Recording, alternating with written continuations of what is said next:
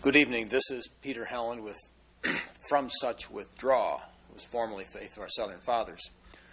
Tonight, E. Michael Jones, Dr. E. Michael Jones, will be on. Now, he's a little bit late. He rides his bike here, so it's a little bit snowy.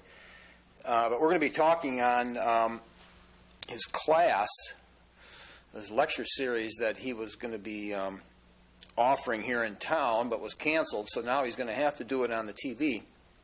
And for the next 10 weeks, I think, on Faith of Our Fathers on Monday night at 10 o'clock, he's going to present his lecture series, which is based on his book, The Revolutionary Jew. In fact, I hear that he's coming in here shortly. The theme of his book originates in the Scriptures. And it seems like, if I could interpret what's going on here, is that the church has always taught that that the Jews were responsible for crucifying Christ. Pilate, when Pilate saw that he could prevail nothing, this is Matthew 27:24, but that rather a tumult was made, he took water and washed his hands before the multitude, saying, I am innocent of the blood of this just person. See ye to it. Then answered all the people and said, His blood be on us and on our children. Mike, we're already on the air. How was your bike ride? I'm introducing here's my theme that I'm saying that I think that that you're going to be wanting to present on this lecture series. Right. What I'm saying here is that the tradition of the church has been basically that the Jews were responsible for the death of Christ.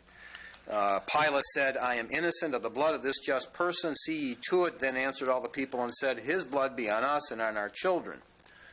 But there's been a reversal, and the emphasis has been, well, it was the Romans that were responsible. Right. And so the Jews really weren't that responsible. And the old teaching of the church until just recently placed that the Jews were guilty of the crucifixion of Christ. And the church's position was that that attitude has always been in the Jews, and the Christian was to be a little bit leery, or very leery. Right. Do you have? Can you turn to Thessalonians 2? Sure. Yeah, the church, if you're talking about the Catholic Church, the church's teaching has not changed in this matter in terms of official documents. Yeah, my position is that the Catholic Church draws a lot of their teaching on the Church Fathers. Right, and the Scriptures. But the Nostra Aetate says, the exact quote from Nostra Aetate is that not all Jews at the time of Christ were responsible for his death. Well, logically, that means that some Jews at the time of his death were responsible for his death. Right. St. Paul says this, I believe, in 1 Thessalonians. 2 Thessalonians first. I think it was 1 Thessalonians. It says, the Jews who both killed 14, yeah. For you, brethren, became followers of the churches of God, which in Judea are in Christ Jesus. For you also have suffered like things of your own countrymen, even as they have of the Jews, who both killed the Lord Jesus and their own prophets, and have persecuted us, and they please not God and are contrary to all men, forbidding us to speak to the Gentiles that they might be saved, to fill up their sins always, for the wrath is come upon them to the uttermost. And so, yeah, well, this is, I guess this is a lead-in to our discussion. Because the question is, do we have the right to talk about this? I mean, do we as Christians have the right to open this Bible and discuss these things with each other? Or has that right been abrogated and we have not been told about it? Well, okay? Yeah. Well, obviously, do we have the right? Obviously, the American position is, the current American position is that the gays have a right to be downtown marching, the Ku Klux Klan has a right to be marching, and we also have a right to speak what we think is our view. Okay, well, if that's the case and we have a right to read Scriptures, you will notice that the issue of the Jews in Scripture is a big issue. As a matter of fact, if you read the New Testament, it is an inescapable issue.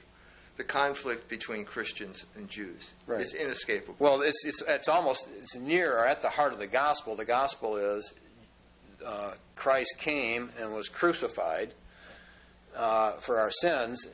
But if you read Stephen when he was martyred, if you read Peter in Acts, they kept saying, "You crucified him," and they're addressing their fellow Jews. He kept saying, right. "You crucified him," but God had ordained that to happen, and he rose on the third day. So the emphasis was the Jews who were Christ's people. I mean, he came unto his own, and his own rejected him. Yeah, well, I mean, in a sense, Christ came, and the Jews had to make a decision. And some of the Jews accepted him, and some of the Jews rejected him. And the conflict in history has been between these groups ever since. That is the thesis of a book I just wrote. And it also leads me to the topic that I'd like to talk about today, namely the Forever Learning Institute. In the fall, at some point, I was called up by a lady by the name of Joan Loringer, who was the executive director of the Forever Learning Institute. And she asked me if I would be willing to teach a class on publishing. So I said, okay, went and gave the course, talked about publishing. I've been publishing the magazine for 25 years now. I figured I knew something. So anyway, I suppose the class went well, because afterwards, when I walked out, she came up to me and she said, "Gee, I like that. How would you like to teach a course here?" So I said, okay. And she said, "You can teach on anything you want, anything you want." So I said, "Well, I just finished this book, and so the stuff is fresh in my mind, so I'd like to teach a course on the revolutionary Jew and his impact on world history." And she said, "Great. That sounds like a great topic. I'm sure everyone will be interested in this topic." Okay, so that's where we left it. Then she got back to me. She asked me to submit a summary of the course, which I did. Everything was fine. And then on January 18th of this year, which is to say a little over a week ago, I got this letter from Joan. "Dear E. Michael Jones, thank you for your generous offer to teach this semester. Our spring semester has over 20 new classes and several new teachers. We are anxious to get underway and have completed the spring course and registration guide this past week. Your course, The Revolutionary Jew, is scheduled to take place on Monday at 9, from 9 to 9:55. And then there's an orientation meeting, which she hopes I will come to, and then she says, "Thanks again. It is certain that without your efforts, there would be no Forever Learning Institute. I am looking forward to blah, blah, blah. Yours truly, Joan Loringer, Executive Director." Okay, so that sounds to me as if everything's okay. Then, 1 week later, January 25th, I get another letter. "Dear Dr. Jones, on behalf of the Forever Learning Institute Board of Directors, I regret to inform you that we must cancel your proposed course for this semester. It is our practice to review the appropriateness of a course on those rare occasions when concern is expressed to us about its content. This is one of those occasions, and unfortunately we do not feel there is adequate time to perform an appropriate review before classes start on February 12th. Sincerely, Christopher Bowman, President, Forever Learning Institute Board of Directors." Now, wait a minute, Mr. Bowman, you did review the course. I submitted a description of the course to your executive director, and it was approved. So there's a mystery here, isn't there? There's a mystery. We make 180-degree. Here's one letter on the 18th, one letter on the 25th. This one says yes, this one says no. What happened here?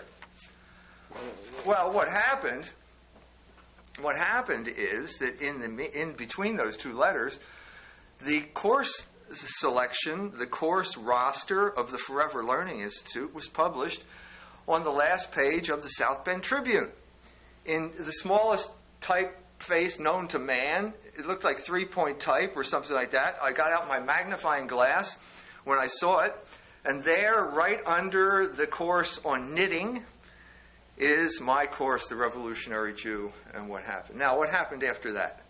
Okay, within minutes of that newspaper landing on people's doorsteps, arriving at the homes of South Bend residents, every rabbi in town, plus the Jewish Federation, called up the Forever Learning Institute and demanded that my course be canceled.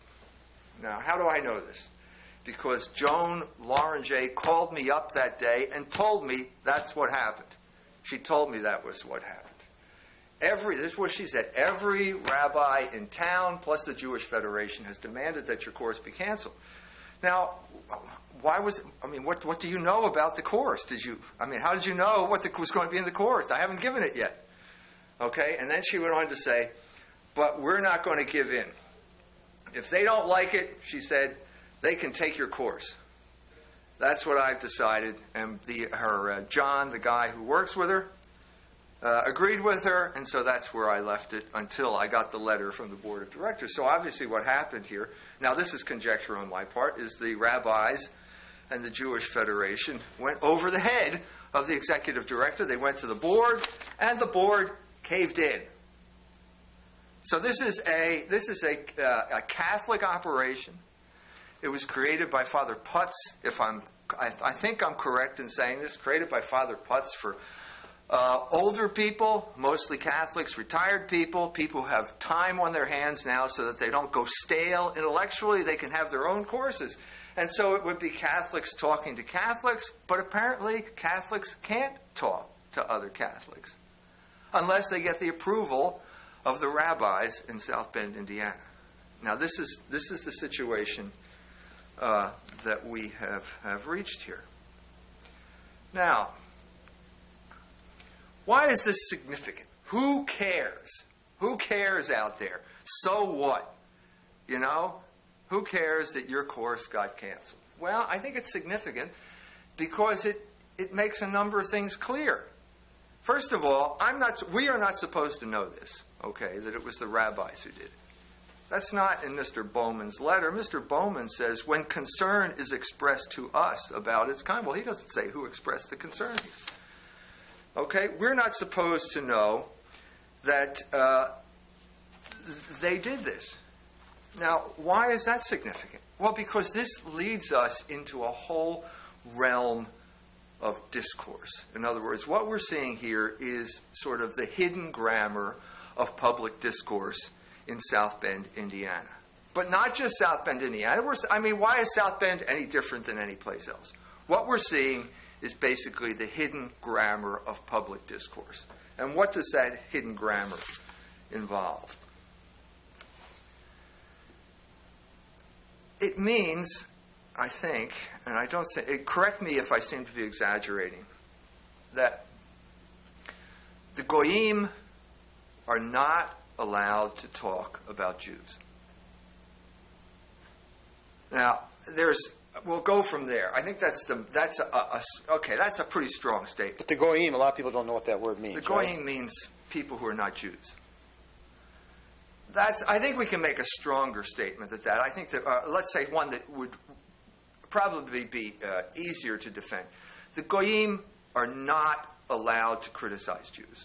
Right. In other words, you could talk about Jews as long as it was always in a positive way. That may be the case. I'm going to dispute that. I don't think that the Goyim are allowed to talk about Jews. Because first of all, what you're saying here when you say that is that there is such a group as Jews. And that is another thing that you're not allowed to say. In other words, if you say that there is a group out there who are known as Jews who act in concert on certain things, you're guilty of anti-Semitism. And this is precisely what we found out with this course. Not only, there are a group of Jews, not all Jews, I'm not claiming it's all Jews, but I'm saying the Jewish leadership in South Bend, Indiana, acted in concert to get this course canceled, prohibiting Catholics from talking to other Catholics about issues of concern that are based in have a scriptural basis. And for the church fathers, Chrysostom and the church fathers, the Jews were a very important part of their doctrine. Are we allowed to talk about this? And not only that, okay, let's say, are we allowed to talk about, let's say that passage that you just read from Thessalonians. Are we allowed to talk about that, first of all? Are we allowed to come up with our own interpretation of that without checking with the rabbis? And secondly, but more importantly, are we allowed to draw some type of conclusions about our lives from that passage? Well, when you say, are we allowed, or the wording was, you must stop, that implies that there actually is force behind. In other words, there's a threat. I mean, in other words, there's actually military. I mean, well, I don't know whether it's military. Well, we're in Iraq. Now we're getting into another area. I mean, if you're talking about the Forever Learning Institute, I don't think that the Israelis are going to have an airstrike on the. No, but it does say must. You must stop. Why this, like, what will happen if you don't? Well, the threat is always open-ended. We don't know.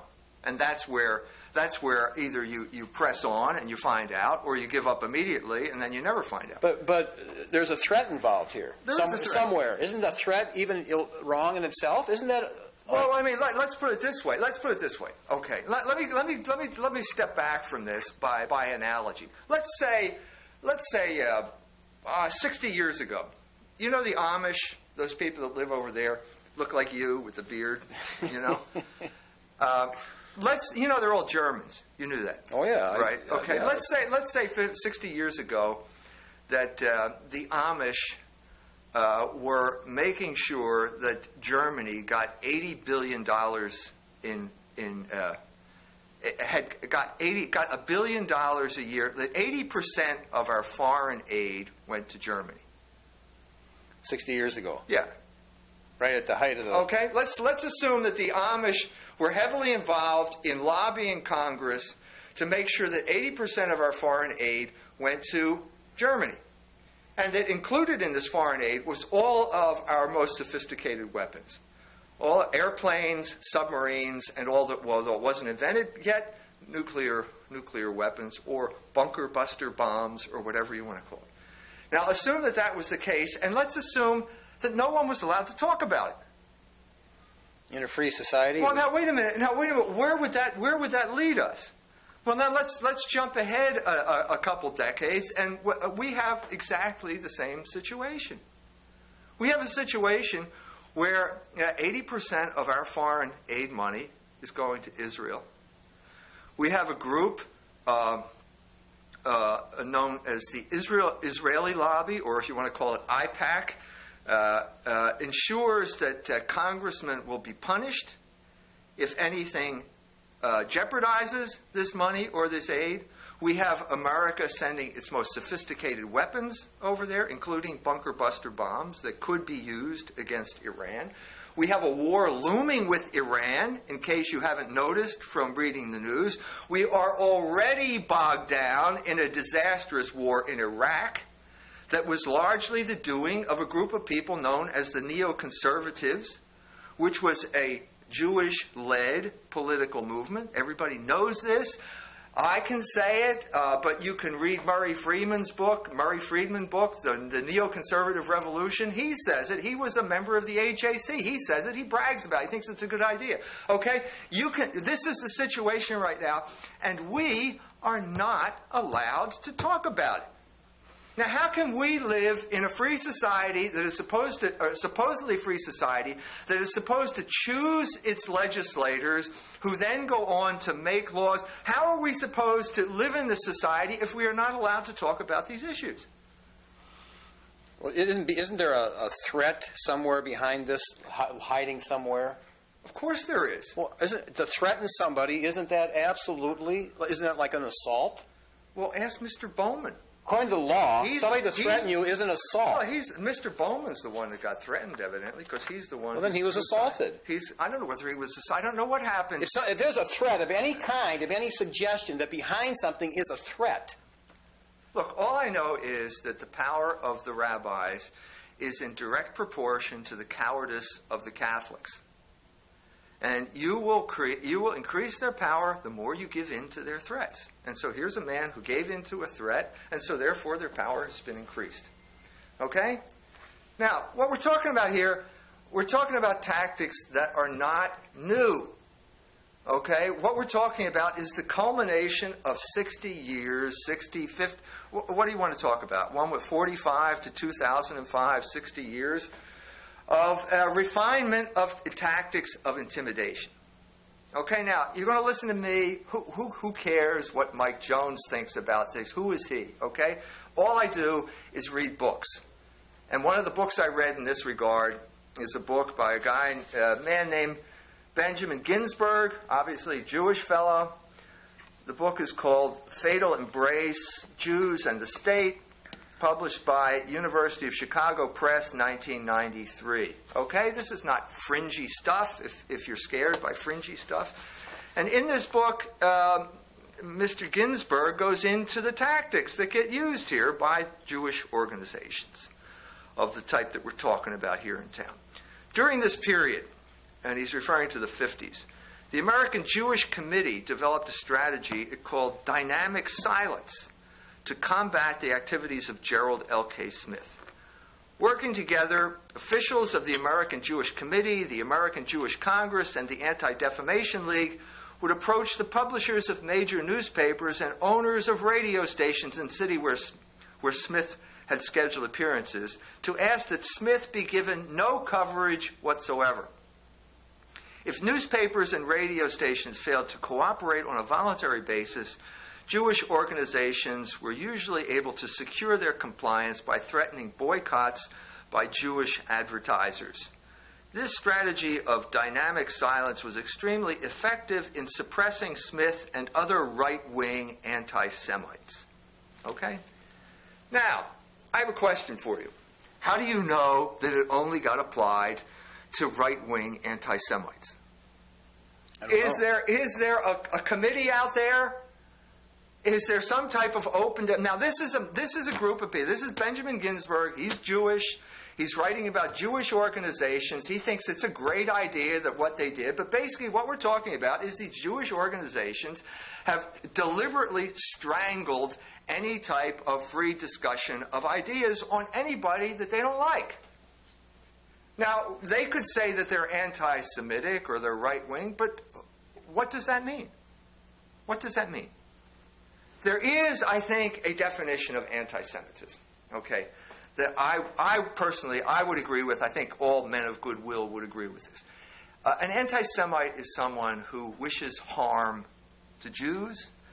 An anti-Semite is someone who feels that Jews have some defect of character because of their racial inheritance. I'm saying this because the term was created by a man by the name of Wilhelm Marr in 1870 in Germany. And this was the era, 1870, as you probably know, was the high point of biological thinking. This is the high water mark of Darwinism, and the Germans are infected by this Darwinistic idea. And basically, it's also a time when you saw widespread abandonment of the categories of Christianity. Bismarck had just started the Kulturkampf at this time. So what you're talking about is racial thinking. Okay, I agree. It's wrong to say that this man, simply because he's a Jew, is a bad person because he's got bad DNA, and no matter what he does, he can't change it. That is not my position. I have written against that position repeatedly. Well, it's not true. It's not true. That's why it's not my position. I cannot accept that position. Okay? In what I'm trying to do here, what I was trying to do here in terms of the book I wrote, was to go back to a more tenable position. It seems to me we have two extremes here. On the one hand, you've got that position. On the other hand, you've got the position which says that anything a Jew doesn't like is anti-Semitism. Well, that's not a tenable position. Anything a Jew doesn't like? Yeah. What? I mean, if a Jew doesn't like what someone said, then that person is an anti-Semite. Okay. And it seems to me in this regard, or let's say, we've already discussed some of these issues, anyone who criticizes Jews is an anti-Semite. Anyone who says that Jews act in concert to achieve certain ends is an anti-Semite. Well, this is clearly, if that is the case, then what possibility is there for discourse? And if that is the case, then we have a whole tradition all the way back to Jesus Christ himself of wicked people who are simply irreformable and deserve to be demonized. And so we've reached an impasse. I mean, you've got millions of Christians in this country who simply cannot give up the Scriptures. No Christian can give up the Scriptures. The Scriptures are full of this type of debate. They are full of descriptions of the conflict between Christians and Jews at that time. And I'm saying, here I am. Why did I get involved in this project? Because what I saw in the run-up to the war in Iraq was that the country was being commandeered into a war which was not in the interest of the United States by a group of people who were primarily Jewish, namely the neoconservatives. And the more you looked into the neoconservatives, you began to realize, well, they did have a kind of revolutionary pedigree. Who is the father of neoconservatism? It's Irving Kristol. His son is now editor of the Weekly Standard. You see him on TV all the time. Well, what was Irving Kristol during the 30s? He was a Trotskyite. And so what you begin to see here now is certain similarities between the views of Trotsky and the views of the neoconservatives. Well, are we allowed to debate this or not? Is that anti-Semitism to say that Irving Kristol was a Trotskyite? And that had some type of influence on this later movement known as neoconservatism? Well, if anybody's normal, of course, it's most urgent that it be debated. It's absolutely most urgent, and who would stop the urgency? Who's saying it's not urgent? Well, we know right now. This is why this is kind of a breakthrough moment. Because instead of all this vague, behind-the-scenes stuff, we looked behind the curtain. And guess who was behind the curtain here in South Bend, Indiana? It was all the rabbis and the Jewish Federation. And they are the ones who want to stop discourse.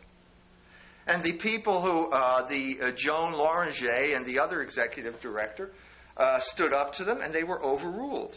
And the board caved in to this pressure. So how much power do they have? These people seem to have said, we're going to take a strong stand, and all of a sudden they're blown away. So they must have some power. Well, they went over their heads. Where do they get their power from? They're only 2 or 3%. They get their power from in this instance, from the cowardice of the people who should have stood up to them. Now, do these people believe? Now, this is what they say. Everyone will say this. Yeah, we believe in the free exchange of ideas. We believe this is a free country. We're fighting for our freedoms, blah, blah, blah. And yet, when it comes down to it, there's no debate here. There's no debate. Now, I got started in this because I was concerned about this drift of our country into deeper and deeper doo-doo in the Middle East. It's been one catastrophe after another. The biggest debacle in American history. You can debate that. Are we allowed to debate this? Okay. Does this make me a bad person? Okay. And then I start to think, well, I'm a Catholic. I should be able to come up with some type of Catholic explanation of what happened here. And that's what led me to do the book. So in other words, you said there's no sense reinventing the wheel. People have already brought this issue to bear in the past, the church fathers, Chrysostom, and they've already said, here's who a Jew is, here's how a Catholic ought to relate to a Jew. Well, it's not a new conflict. No, and so the question is, well, suppose we go back to Scriptures and we look at the conflict then between the Jews and the Christians at that time. Will that give us some type of elucidation of the mess that we are in today? In other words, will that help us to understand the mess that we are in today and help us to understand a way to get out of that mess? Right. Obviously, we go back to the Scriptures, but if you're a Catholic, there's probably volumes and volumes of books giving the Catholic position throughout the centuries on this issue. You're right. It's not just the Scriptures, the church fathers. St. John Chrysostom, for example, wrote a very strong treatise called Adversus Judaeos, against the Jews, or against the Judaizers. And he has lots to say about this. So that's sort of led up to the idea. And then you go back there, and then you begin to realize, well, maybe there is the germ of some type of idea here. Because what happened? I mean, I know we've gone over this before. This is no secret. I'm sure that every rabbi in town is going to be watching tonight because they keep tomorrow night, wherever it is, because they keep track of me. They're my most faithful supporters in South Bend, Indiana. I know that what I say will get to the ears of every rabbi in town. Okay? So what are we talking about here? What are we talking about? You go back to this conflict And there was the conflict. I mean, Jesus Christ came. I've talked about this before. It's not a secret. It's in the magazine. It's an issue of culture wars.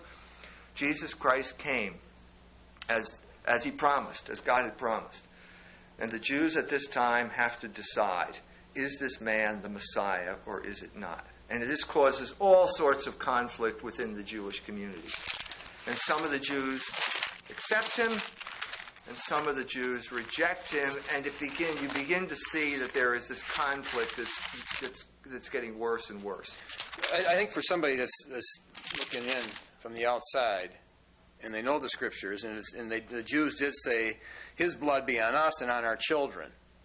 Well, the Jews that are in town that called in and demanded that you not be able to teach that, what's their relationship to his blood be on us and our children? Well, do they claim to be the children? I'm talking about. Let's go a step before that. I mean, we're at the end of the conflict at that point. It's just about over at that point. Before that, something like the parents of the man born blind are being constantly asked, was your son blind at birth? Because the rabbis are saying he wasn't. It's just a trick. And the parents of the man born blind, after a while, got tired and intimidated, and they said, Scripture, St. John's Gospel says, parents of the man born blind refused to speak out of fear of the Jews, because the Jews threatened to expel from the synagogue anyone who said that Jesus was the Messiah. So fear of the Jews is not something new. Now, we have to understand, what do you mean by fear of the Jews here? The parents of the man born blind were Jews too. But what happens is that as the gospel evolves, as the conflict evolves, what you see is the Jew becomes a term which has a specific meaning. A Jew is a rejecter of Christ. That's what it means by the end of the gospel. And so the culmination of this comes with the confrontation between Christ and the Jews. And the Jews say to Jesus, we have sacred DNA. We are sperma Abraham. And Jesus says, if you were children of God, you would do what I say. But you do not listen to me. And so you're not children of Moses. You're not children of Abraham. Your father is Satan. And at that point, they pick up stones and they're ready to kill him. And that's eventually what happens. But they reach this conflict. Now I gave a talk similar to this in Prague. A Jewish organization there writes big headlines. Jones says Jews are children of Satan. No, wait a minute. This is dishonest. This is dishonest. What you're telling me, and this again is the Jewish organizations and the rabbis, what you're saying is the Goyim cannot even quote Scripture. They cannot quote the New Testament without being demonized by the thought police. Well, I'm sorry. This is intolerable. This is an intolerable situation. And when you get an intolerable situation, there's going to be a reaction at some point or other. And so what I'm trying to do is to let the whole thing down easy by coming up with the Christian alternative as opposed to uglier alternatives, which we have known in the past. Okay? That's what I'm trying to do. So we have this progression here, okay? The Jews who rejected Jesus as the Messiah become more and more angry to the point where they decide they're going to kill him. And they collaborate with the Roman authorities, and at a certain point they say, he says, are you going to kill your king? And they say, we have no king but Caesar. Well, this is Scripture. This is not just, magazine articles. These are sentences that reverberate throughout history. And then they say, the Pilate's trying to say, well, let's work out a deal here. I'll give you a choice between Barabbas and Jesus Christ. Well, who was Barabbas? Barabbas was a revolutionary. Said he was a notable prisoner. He was a revolutionary. He had risen up in rebellion against Rome, and so the Jews chose Barabbas. Well, these are, as I said, these are deep moments in history. This is like the axial moment in human history, where the Jews choose Barabbas. Well, what did they do? In other words, they were backing his cause. We choose him, and we're backing his cause. It's not like just I choose Pepsi over Coke here. I'm choosing Barabbas over Jesus Christ. Their missions. And that's something that you base your life on, this type of thing. And Barabbas is a revolutionary. So what happens here at this crucial moment in history is that the Jews choose this revolutionary. And in choosing a revolutionary, they become revolutionaries. Now, what is the essence of this Jewish revolutionary thought? Annas and Caiaphas stand in front of the cross, and they say to Jesus, if you come down from the cross, we will accept you as the Messiah. And so as a result, they have chosen that they have decided that God has to fit their plans. If you want a Messiah, you better send us the one that we want, not the one that you want. And the one that we want is going to be a powerful political leader who is going to liberate it's the same one that Jews from the bondage of Rome. Same one that Peter was wanting. In other words, Peter was given the revelation, and then Jesus let him know he was going to go to Jerusalem to be crucified, and Peter tried to stop him, and Jesus said, Satan, get behind me. So in other words... No, nobody, who in his right mind would choose a crucified Messiah?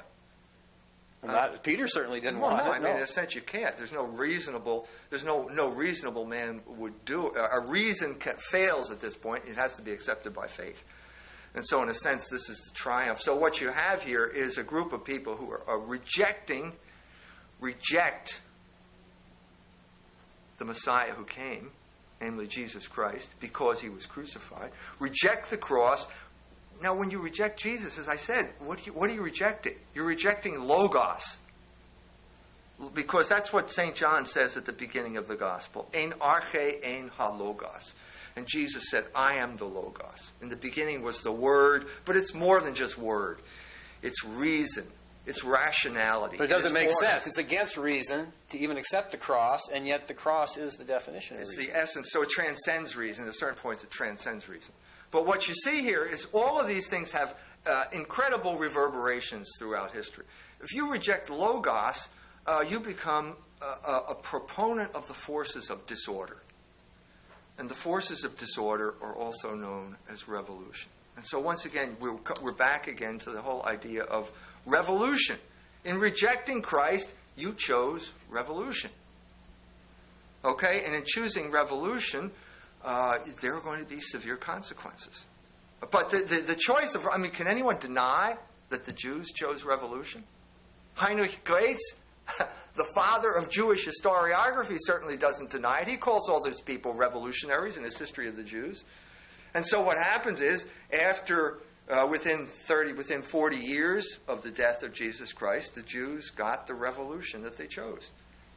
They rose up in rebellion against the Roman authorities. They were able to finally achieve what they really were doing. They got what they wanted. And sometimes it's always a dangerous proposition to get what you want, because you have to want the right thing, because otherwise you'll get something that will destroy you. And that is precisely what happened to the Jews. They got what they wanted, and what they wanted destroyed them. Because after trying out a few generals, the Romans finally succeeded in taking back Palestine, one city at a time, until finally the Jewish, they took Jerusalem, and the temple was burnt to the ground.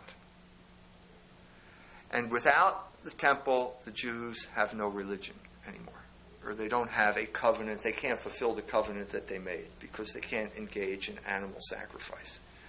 And so at this point, we have the creation of the new Jewish religion, the one that exists today, the religion of the rabbis, the religion of the synagogues, where basically there's no temple, there's no sacrifice, there's no priesthood. All we have is a debating society. And the codification of all of these debates is known as the Talmud. And the Talmud becomes then the epitome of anti-logos, the epitome of the hatred of logos that results from the rejection of Christ. And so its hatred it manifests itself in a kind of sophistry that you find in the Talmud. It manifests itself, as Graetz says, in delight in cheating people. This is what, again, it's Heinrich Graetz, it's not Mike Jones. History of the Jews talks about the corrupting effect that the Talmud had on Polish Jews, taking delight in cheating people. Now, if you take delight in cheating people, you're not going to make friends with your neighbors. And so there's been one sort of reaction after another. In Poland, it came to the Chmielnicki pogroms in 1648, where the people got tired of being cheated and they rose up, and it wasn't a happy time for the Jews. But the question is, why would they end up wanting to take delight in cheating people? Is that because of the perverseness of the human heart, or is it? I mean, that's what people are. People just have a hard time with accepting that. You could tell them this, but they say, "Well, I don't know if I really believe that. I can't believe they really take delight in cheating people." I'm quoting Heinrich Graetz here, and that's what he said. Heinrich Graetz was a German Jew who did not particularly like the what we call the Ostjuden, the Jews who were living in Poland at the time, and felt that their moral character had been corrupted by studying the Talmud. That's a simple fact. It's in Heinrich Graetz's History of the Jews. Now, why? Well, because what is Logos? It comes back to Logos. What is the manifestation of Logos in terms of human behavior? It's known as practical, what Immanuel Kant would call practical reason. Practical reason is morality. Morality is reason applied to everyday life. Well, anti-Logos will be the opposite of morality. And so one manifestation of the opposite of morality is cheating people. Yeah, lying. Morality is honesty. And so on and so forth. And so that's sort of what... That's what one of the outcomes of that type of repudiation of Logos. So, but the situation continues. It doesn't stop there. I mean, in a sense, what you're seeing now is what you would have gotten at the Forever Learning Institute, because I'm talking about the first. I mean, I would have given it in more detail, but we're talking about what would be the introductory chapter of the course. After the destruction of the temple. We have 60 years later another rebellion. They try again. Actually, it started before that. In about 115, there were rebellions all across Egypt and in Crete to the north, in which the Jews rose up and slaughtered the local population. And then there was a reaction again. The Jews on Crete slaughtered 100,000 Greeks, this is what the chronicler said, and then the Greeks returned and slaughtered every Jew on the island, and then passed laws saying Jews were not allowed back on Crete, not even if they were shipwrecked off the coast. This is the type of violent reaction that this revolutionary Judaism was causing throughout the classical world. And this time it reached its culmination with a man by the name of Simon Bar Kokhba. Simon Bar Kokhba came out of nowhere. Nobody knows where he came from. Led the Jews in a successful rebellion against Rome once again. Established the kingdom of Palestine completely independent of Rome. Had coins struck with his image on them, which means that you were the sovereign of the land. And established basically the Jewish, one of many Jewish heavens on earth. Probably one of the first. And then what happened is the same thing that happened before. After trying out a few generals, they finally got one general who knew how to do the job, which was basically you take one city at a time. You got a land. People who are cut off from the sea, who every hand that holds the sword can't push the plow, and so as a result, you starve these people into submission. And so one city after another fell until finally they're at Bethar, taking their last stand at Bethar. It looks as if the Romans are ready to give up, but suddenly some traders within the city give them the plans of the tunnels, and the Romans come through the sewer system and emerge, and huge slaughter of the Jews takes place. And that's the end of that revolutionary period. Now, what I'm saying here, and the thesis of the book, and what would have been the thesis of the course, is that this is, as long as the Jews perdure in this rejection of Logos, they are going to be revolutionaries. And what you see is the periodic resurgence of these Jewish this Jewish revolutionary idea throughout history. But basically, the Jews, like St. Peter, when they went to capture Christ, Peter gets the sword out and cuts off the high priest's servant Malchus's ear. And Jesus said, put it back. Whoever lives by the sword will die by the sword. Right. I mean, so Peter twice there, trying to stop him from going to Jerusalem, gets into that revolutionary fervor.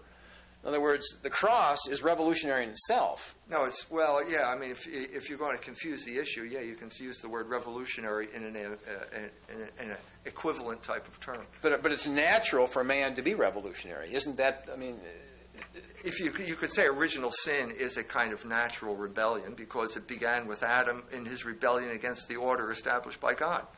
So there is this natural inclination to revolution. But it's not inevitable because Jesus Christ came and proposed some type of alternative. He proposed logos and orderly society. But there's two voices, two siren voices, Right. appealing to people. Right. One Now, is I know. And the point of Peter, a good point to make here, is that Christians are always tempted by this Judaizing heresy.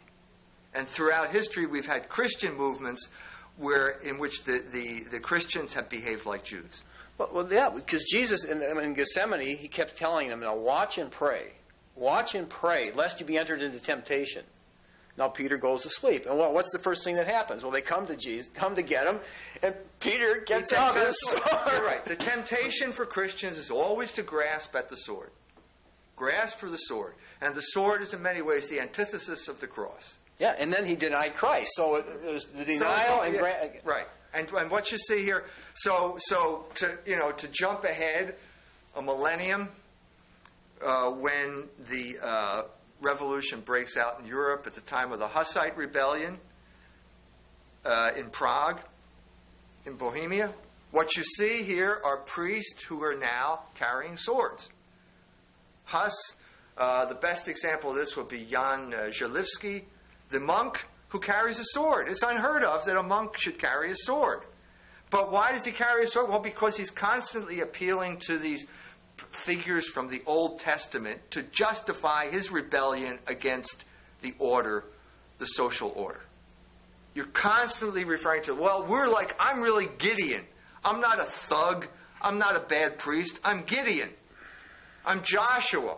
And these are the Amalekites, and we're going to smite them, and so on and so forth. And that becomes the rationale. It's the same thing that Peter was. Peter was tempted to pick up the sword, and so there are going to be Christians throughout history who are going to be tempted to pick up the sword. And all that really manifests is that they probably haven't been living a life of watching and praying. That's probably exactly true, because what we see in the reformers is the so-called reformers is lives of decadence, oftentimes lives of sexual decadence at this time.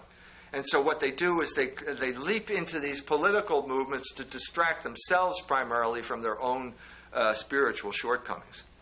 And they get swept up in a movement, a large political movement that is going to unite everyone, and suddenly the Hussites are now the chosen people of God.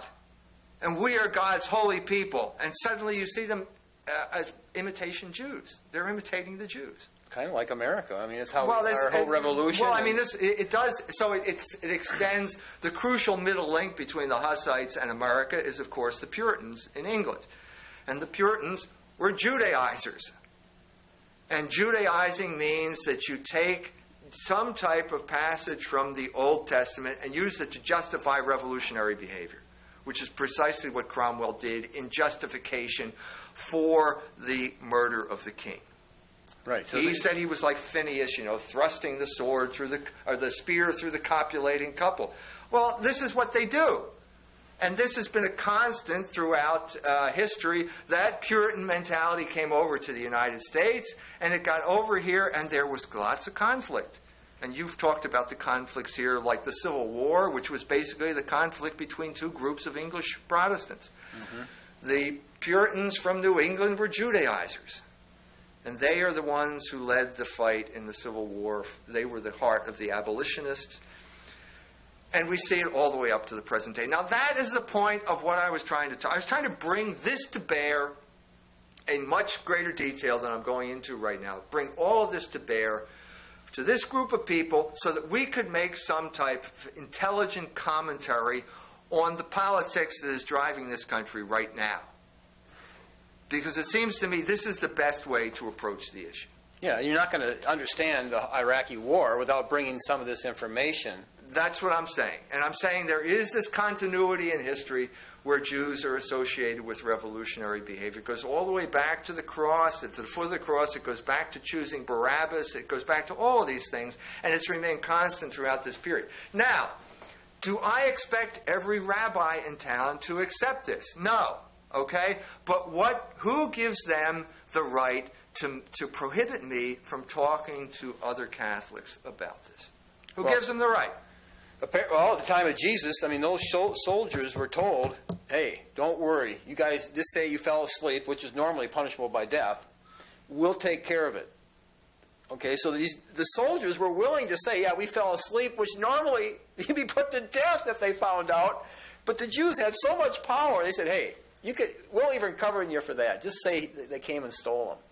So apparently, it's indicating that the Jewish leaders, and you would suppose even today, have one of their ambitions is to get power with control over those in power. That's the thesis. Well, I mean, Ginsburg's book says that the Jews have always gravitated toward positions of power, but he says it's called fatal embrace because oftentimes the very princes they empower, they turn on. Well, yeah, I mean, I guess the classic instance of this would be Stalin in the Soviet Union. You know, I mean, no one served Stalin more faithfully than the Jews. And then Stalin turned on the Jews. Well, the Jews helped create Stalin, right? I mean, Bolshevism was like neoconservatism. It was a Jewish movement. It could not. I mean, Bolshevism was one small part of the revolutionary movement in Russia during the 19th century, and the revolutionary movement in Russia could not have succeeded without Jewish support. I mean, for example, just to give you one example, after the assassination of the Tsar Alexander II, there was a crackdown. That was what, 1880. Okay. And there was a crackdown, and the Jews left places like Moscow and St. Petersburg, and they went back down to Odessa, along the Pale of the Settlement, where they were beyond the reach of the Tsar's police. They just retreated into the shtetl, and they couldn't. And this is where the movement rejuvenated itself, and it came back, and it eventuated in the revolution of 1917, when the Bolsheviks took power. It could not have succeeded without Jewish participation. Just a thought, which hopefully it fits in. Paul Fisher always said the Masons were Kabbalistic Gnostics. Is there a connection between the Jews being revolutionary and the Masons being revolutionary? And yeah, I mean, I have the whole middle section of the book goes from Protestantism as the vehicle of revolution to Freemasonry as the vehicle for revolution. And the crucial change took place at around 1660, at the time of the Reformation in England. By that point, every Englishman was sick to death of some wacko standing up saying, I am Gideon, and I have the sword, and you follow me. There were so many of these groups, like the Diggers, and the Ranters, and the Quakers, that the Englishmen got sick of them, and so they didn't want any more, and their king was restored, and a new form of revolutionary activity arose, and it was known as Freemasonry, which was based on Kabbalah.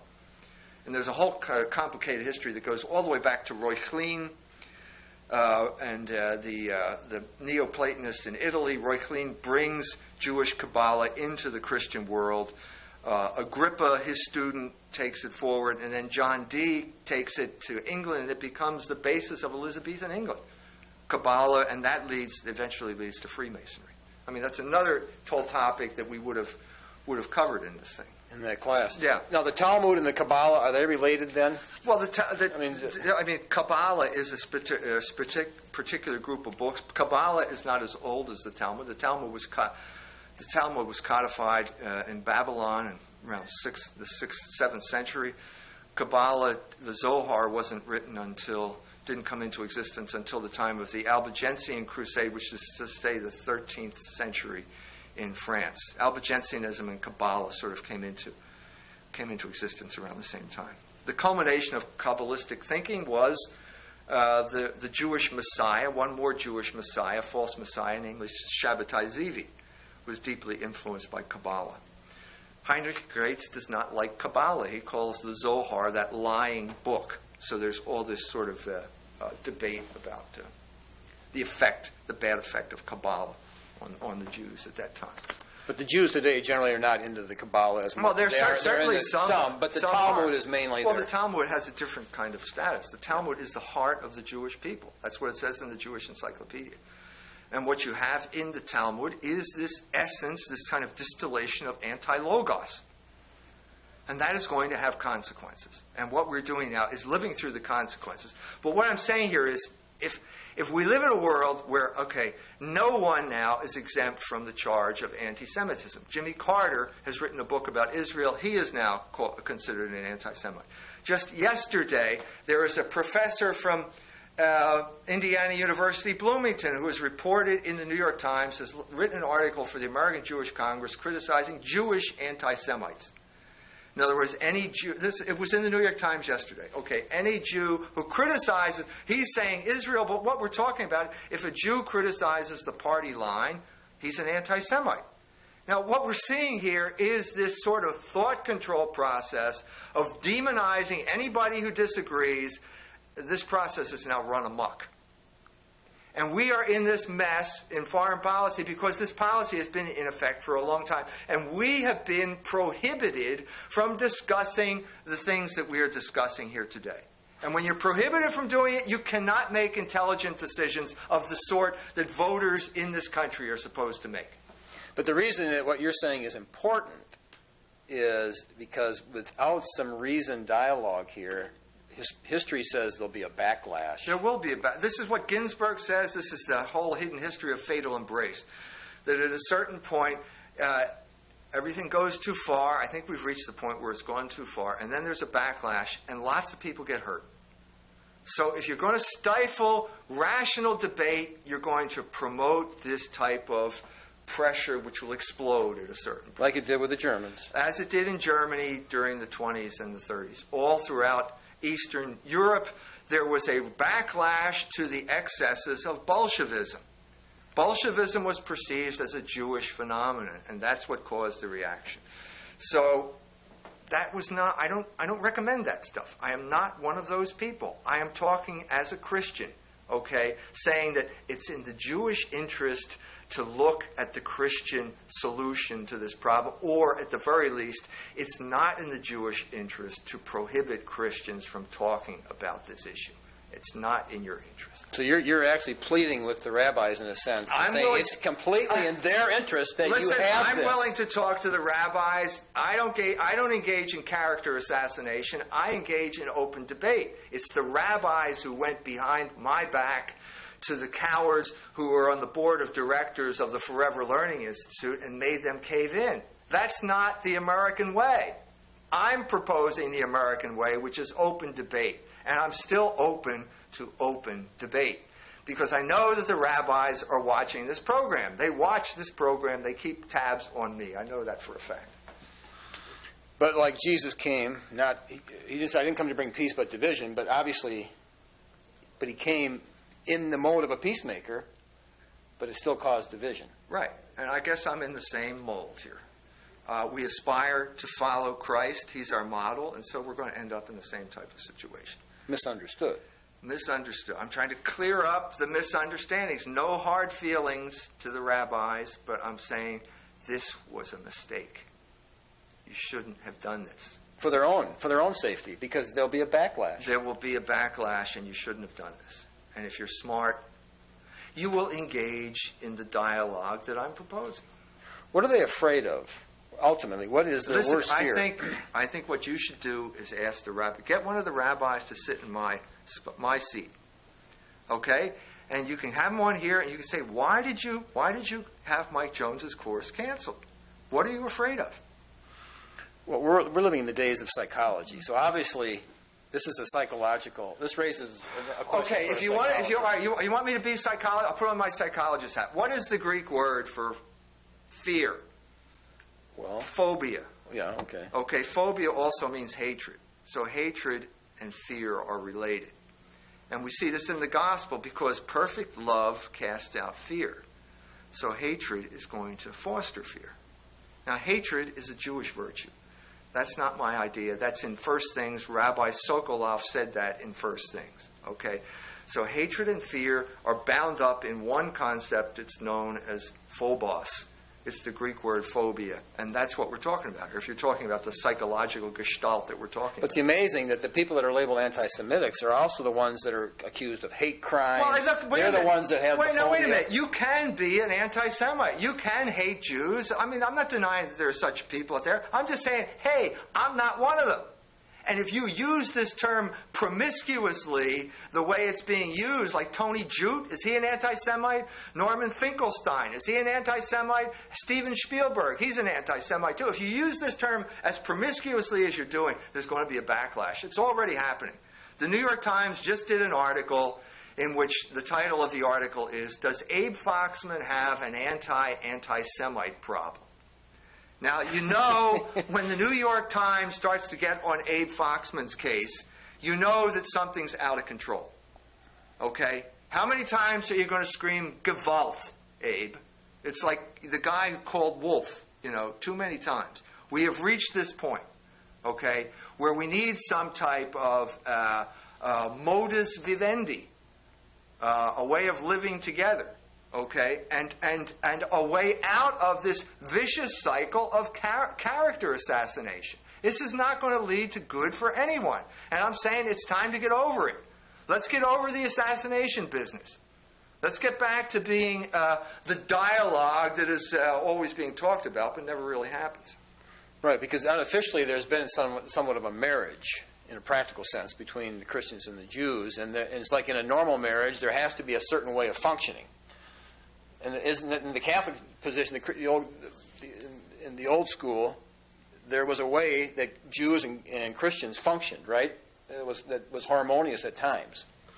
There was always tension. I mean, let's not kid ourselves. There was always tension. But I think that the Catholic position, if you articulate the Catholic position, it is traditionally known as sicut Judaeus non. And according to this position, I mean, it's basically a two-part position. It was formulated by Gregory the Great in the 7th century. It is the position of every pope ever since that time, up till Cardinal Chlon's pastoral on morals in Poland in 1936. And basically it's two parts. On the one hand, no one has the right to harm a Jew.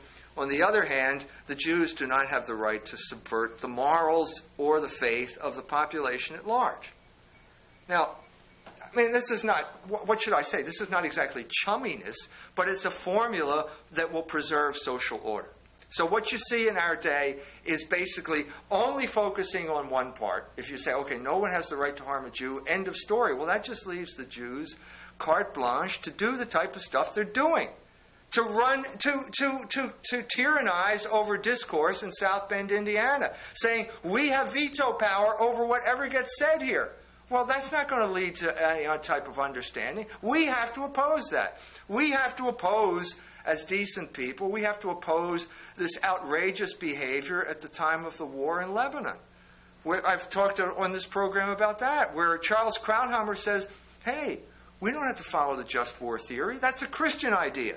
We can kill, we can destroy the entire infrastructure of Lebanon. We don't have to be proportional. Well, no, that's not going to lead anywhere. And if I'm demonized as an anti-Semite, if you're demonized as an anti-Semite for saying that type of thing, well, where's that going to lead? It's going to lead to where we are right now, which is on the brink of nuclear war with Iran. That's the news. That's where we're headed. And now, how do we get there? By this constant demonization of any type of discourse on the role that these people have in our foreign policy. But if a phobia, this fear and phobia is dominating the neocons and those people, then they're blindly leading us into disaster. Well, look, the traditional iconography of Jews is blind. Synagogue is blind. So when Bush takes their advice uncritically, which it seems like he's been doing the last many years, they don't know where they're going. No, you don't know where you're going. I mean, if you go to the entrance to the cathedral in Strasbourg, there's an image of synagogue, and it's a blindfolded woman standing there. That's the image of the Jew. The Jew is blind. I mean, the traditional reason is, well, Christ came and they didn't see it. So how much, obviously they were blind. But the blindness has other meanings as well. And blindness in this regard means you're rushing headlong into catastrophe. Like they did the revolution after the 40 years after Christ. They did one, and they did another one, Then they did another one. They did three. Then they did the Khmelnytsky pogroms. Then they followed Shabbatai Zivi, and so on and so forth. I mean, this was, in a sense, what the course was going to be in detail. You know, the entire 2,000-year period of history dealing with this issue, which is basically viewing the Jews from a Catholic perspective. You know? Now, obviously, there's going to be disagreement here. But what are you saying? That the Catholics are not allowed to view the Jews from their own perspective? Are we allowed to read Scripture? I mean, what type of tyranny has been instituted here while we weren't looking? Well, the rule is you're offending somebody. And if you offend somebody and they complain... No, you're offending the wrong people. That's what we're saying. Because you can offend all kinds of people, and it will be defended as art and forthright this and blah blah blah, and so there's always going to be someone justifying. But this is. But like Jesus said to Paul, you're going up against the pricks, or how's that? When he's on the Damascus Road, he says, "Why are you? You're fighting up against a wall." Okay. In other words, the Jews. Jesus said, if you take up a sword, those who live by the sword will die by the sword. The revolutionary route doesn't work. You got trouble with the Romans? Jesus said, then they're forcing you to carry their pack. Go an extra mile then. I know. This is the Christian response.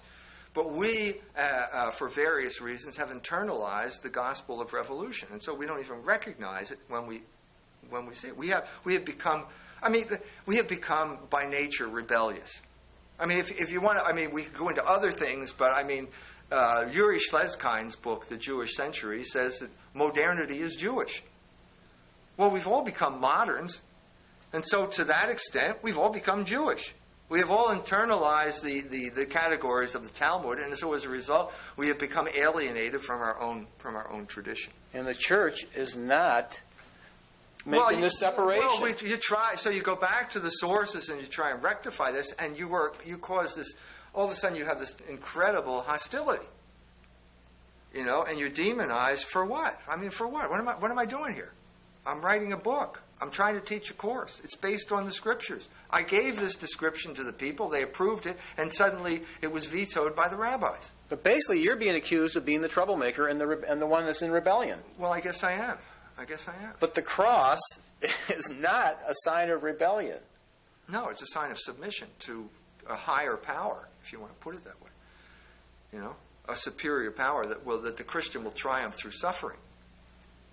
Right. The Christian method is Jesus listened to the oppression there. He says, "I'm hearing all this oppression. The Romans. Here's what I'm telling you to do. When they force you to take that pack, go an extra mile. And when they slap you in the face, turn the cheek."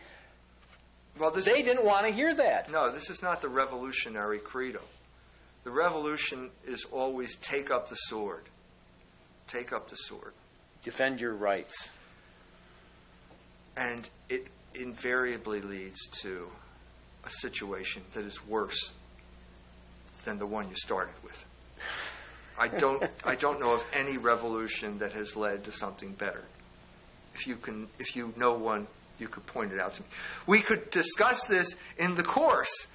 You know what I mean? Well, that was the purpose of the course. If there were going to be a course, we could have all these people out there and saying, well, I think, what about this? Or what about the American Revolution, for example? We could get into that whole issue. To make things better. You know what I mean? I mean, we could get it. Was it a revolution? Was it, you know, all this type of stuff is the reason you have a course, as opposed to just having a kind of monologue.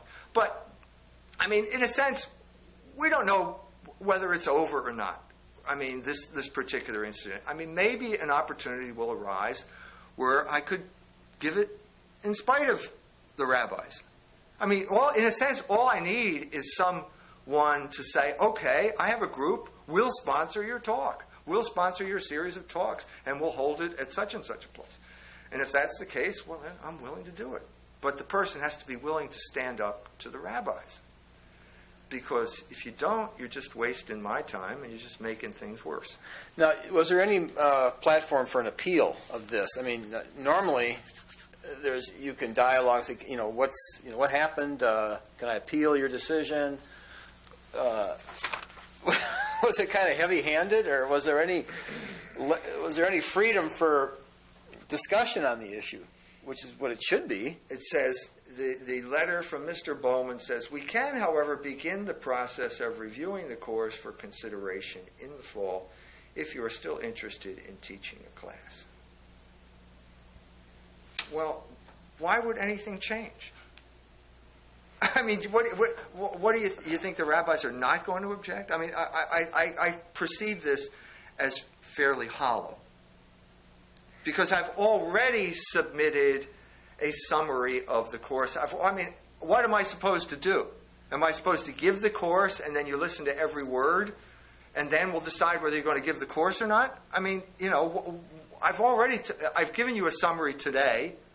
I gave a summary of this to the lady who approved the course. What more is there? I mean, this strikes me as just hollow. Well, maybe their argument that the course is just not relevant. We need relevant courses like knitting to deal with the issues of the day. I don't want to badmouth knitting. Well, I'm saying I'm not going to jump in and say you're not allowed to learn knitting out there. Go ahead, learn knitting. I'm just saying, why can't I be like the knitting course?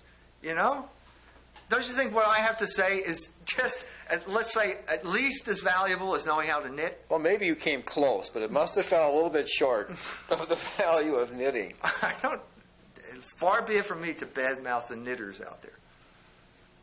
Well, knitting is very therapeutic. That's right. So what's the plan? So then you want to come on TV? I want to see. No, I just want to see what we'll see what their reaction is. There are a number of things avenues I'm going to pursue. I've gotten a lot of calls from people who want to know why the course was canceled. I think, to be honest with you, I've composed a little statement here. I just composed that stating my case. I think that the forever learning people have done me a disservice. They have treated me badly. They haven't defended you. I mean, they said we're on your team, and all of a sudden they asked me. Now I didn't go to them. They asked me. Maybe, yeah. And then they said, "Now tell us what it's going to be." And I fulfilled every single requirement that they came up with. And as of January 18th, I was on board. It was only when the rabbis jumped in and tried to intimidate the board that they changed their mind. So everything was okay until the rabbis came in here. So it's not my fault. It's not my fault. They caved into that pressure. They had accepted the course. It was acceptable. So I think they treated me badly, and I think they have an obligation to me at this point, at least to tell the people who signed up for the course the real reason why it was canceled. Well, the question is, were they acting as good, faithful Catholics by reversing their decision? Well, why? Explain to me how that's possible. No, because a good, faithful Catholic would be, John Chrysostom is more of the Eastern Church, but you still had the position of the fathers of the Church is consistent. They wanted this information out. I think my position is consistent with the Catholic position. I think that everything I've said tonight is consistent. I mean, you can judge what I've said tonight. If there's anything that I said that is not, I'd like to know about it. In a sense, that's why you have a course, so you can have people out there who say, no, well, when you said this, it's not really that way. Well, that's what most courses are today. Obviously, you don't expect the teacher to say everything that you think is right, or why would you be there? Well, no, then you have academic freedom. But there is no academic freedom. Academic freedom has become a joke. And so that's why we're talking about the Forever Learning Institute as opposed to, what's St. Mary's College, maybe, or something like that, where you would never get the possibility of even proposing a course. So a course like this, Notre Dame probably would not have a course like this. They have. I mean, I've been through this already at Notre Dame. I was asked, once again, I'm asked by a group of students to give a talk. They're doing a lecture series, and they want me to talk on Protestantism. So I said, well, I'd like to give a little bit of a different point of view. I'd like to talk about the Hussites as the beginning of the Protestant Revolution. You don't usually hear about that, but anyway, I think I can make a good case. So they say, fine, okay, you can talk about the Hussites. The day of my talk, I get calls saying, well, we ran out of money and we don't know whether... I said, okay, you can pay me when you can. Okay, because I think... I'm sure it wasn't a lot. Wait a minute, what's the money problem here you come up with? Well, we're having trouble finding a room, and so what you're hearing is lies. Okay, because I know what happened. What happened is exactly what happened here. I even know the name of the rabbi in this instance. It was Elliot Barkey, who was a professor, a Jewish professor at Notre Dame, who was the moderator of this Brownson Club. And he said... Orestes Bronson? That's who the club's named after. Wow. And Elliot Barkey said, this man is an anti-Semite, and you have to cancel his talk. And the students were caught in a bind, and so they decided not to, because I insisted that I didn't want the money at this point. So I went, and there was Professor Barkey sitting as close to me as you are now, and I gave my talk on the Hussites. Well, after the talk, there was this dead silence. Any questions? No questions, and then finally a little bit of hesitant and a few questions on the part of the students. At this point, the discussion is over. Professor Barkey grabs the guy who is the moderator of the club, takes him into the room, closes the door behind him, and then chews him out for, from what I've heard later, chews him out for having me speak. And then he says, and this is what I got later from other sources, there were lots of mistakes in what he said. Oh, that's all. Now, wait a minute. Isn't this why we have questions? I mean, this guy was sitting 3 feet away from me and asked no questions. Well, it seems to me you had the ideal opportunity. Well, in court, if you don't object when your time to object is... Well, I mean, once again, I hate to say, but I see a pattern emerging here. The rabbis don't believe in debate. The rabbis believe in blacklisting, and they believe in character assassination, and they believe in intimidation. And if I'm wrong, I'll be happy to talk to you about it. But that's what I've experienced. Well, what do you think about even somebody labeling somebody an anti-Semitic? Isn't there some responsibility for accusing somebody of that? I mean, can you just arbitrarily accuse somebody of anti-Semitic, even if it's not true, and then no problem? And then what would you suggest? What's the recourse that we have? The Bible, the court of law? Well, the Bible says if you accuse somebody of something that turns out not to be true, then you are to be punished according to the nature of the accusation. So, what's the worst thing that you can imagine if you say that person's anti-Semitic? Okay, so you conjure up an image of how bad this person probably is. Well, that's supposed to be the judgment put on him then if it's wrong. So the bind he's trying to put you in, the restriction of freedom he's trying to put upon you, has to come back on him if it's wrong. Well, what's the mechanism? Or what are we talking about? Society has to create the balance. Okay, healthy culture. We live in a society that is completely out of balance. Well, there's going to be a backlash. I'm trying to avoid the backlash. That's what I'm trying to diffuse the backlash through rational discourse. That is what I'm trying to do. But being accused of being... I am a writer and a man of reason, a man who is devoted to logos, and this is the method that I'm trying methods I'm trying to bring to the table here. But not everybody that's being accused of being anti-Semitic will have a Christian response. No, I know. Okay, and it's not fun being called an anti-Semitic, right? It's not something you just can't wait to have people accuse you of. No, of course not. Of course not. And a person that's not a real Christian may respond in quite a revengeful way. Well, history is full of instances where there has been violent reaction. And as I said, I'm trying to diffuse violent reaction. That is the purpose of teaching courses. That is the purpose of discourse, to bring reason to bear on a problem. Now, if you don't think we have a problem, then I question your judgment. Because the situation is dire. That's how I would describe it. The world situation is dire right now.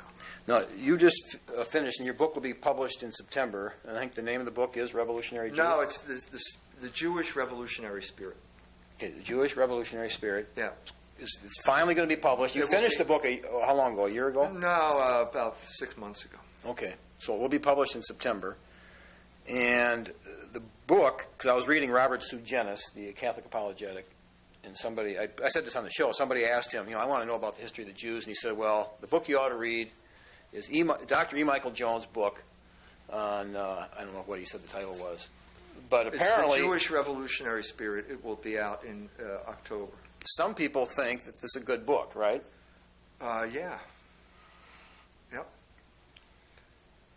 Yeah, some people, it's changed a lot of people's thinking. As I said, chapters of it have appeared as articles in Culture Wars. So I've been, getting feedback for, 4 years now or so. So yeah, I think it is a good book. And what is its basic message? In other words, what have some people thought about Jews or this subject? And by reading your book, what's the nature of their change in thinking? Well, I mean, it attacks the racial attitude, which I would term anti-Semitism. In other words, there's no DNA that we're talking about here that makes you act in a certain way, or there's no sacred DNA. I mean, this is what the Jews said to Jesus. They had sacred DNA. Well, and the same would go to the blacks. I mean, the history of this country, the blacks were the offspring of Ham. They were locked into a certain, they were definitely going to be this way. I mean, so people do tend to think this way, right? I know racial thinking is part of American history, and I am not part of that tradition. I disagree with it. I think it's stupid, whether you're talking about blacks or whether you're talking about Jews, or whether you're talking about Aryans or whoever you're talking about. This DNA stuff is not the source of your behavior. No, because the Christian church has never taken that position. It has never taken that position. It's in Jesus Christ. When the Jews come to Jesus and they say, "We are the seed of Abraham," the implication is, well, we're going to be saved because we have a certain kind of DNA. We're special. We're special. We're the chosen people. And Jesus says to them, if you were children of God, you would accept me. Now, a child is different than a chemical. A child is something that thinks and acts. And that's what we're talking about here.